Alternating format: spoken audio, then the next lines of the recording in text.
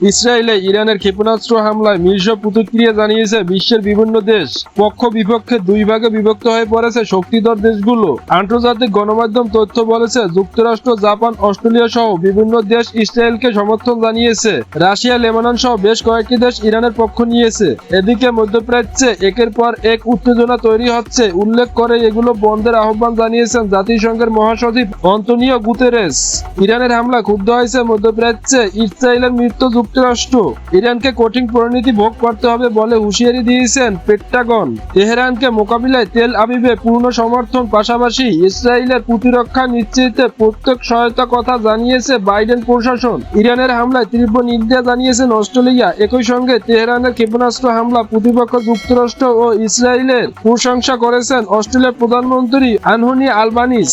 এছাড়া ইসরায়েলে ইরানের ক্ষেপণাস্ত্র হামলায় কঠোর সমালোচনা করেছেন যুক্তরাষ্ট্র, স্পেন, ইউরোপীয় কমিশনও। এশিয়ায় যুক্তরাষ্ট্রের মৃত্যু, জাপান ও দক্ষিণ কোরিয়া ও ইসরায়েলকে সমর্থন জানিয়েছে। ইরানের হামলায় সমালোচনা করেছে। ইরানের ক্ষেপণাস্ত্র হামলায় অগ্রহণযোগ্য উল্লেখ করে যুক্তরাষ্ট্রের সঙ্গে মিলে মধ্যপ্রাচ্যে উত্তেজনা কমানোর প্রতিশ্রুতির কথা জানিয়েছে জাপানের নবনির্বাচিত প্রেসিডেন্ট শিরেগু ইশিবা। এদিকে ইসরায়েলের বিরুদ্ধে ইরানের প্রতিশোধমূলক হামলায় সমর্থন জানিয়েছে রাশিয়া। তেহরানের এই হামলায় নেতানিয়াহু সরকারের ক্রমাগত অপরাধ ও ইসমাইল হাসিনাকে হত্যার প্রতিক্রিয়া ছিল বলে উল্লেখ করেছে মস্কো।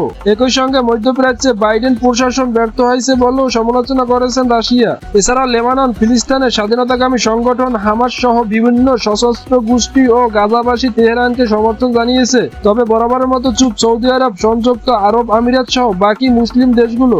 উল্লেখ্য, মধ্যপ্রাচ্যে অনেকদিন ধরেই ইরান ইসরায়েল যুদ্ধ পরিস্থিতি নিয়ে সবর বিশ্ব রাজনীতি। তেহরান, মস্কো সত্যি কি ইসরায়েলের বিরুদ্ধে যুদ্ধ চড়াবে, এমন প্রশ্ন ঘুরপাক খাচ্ছিল। সব জল্পনা কল্পনার অবসান ঘটিয়ে অবশেষে মঙ্গলবার রাতে ইসরায়েলি ভূখণ্ড লক্ষ্য করে প্রায় 200 ক্ষেপণাস্ত্র ছেড়েছে ইরান। এ ঘটনায় টনক নাড়িয়ে দিয়েছে বিশ্ব নেতাদের। প্রতিনিয়ত আপডেট নিউজ পাওয়ার জন্য আমাদের চ্যানেলটি সাবস্ক্রাইব করে রাখুন।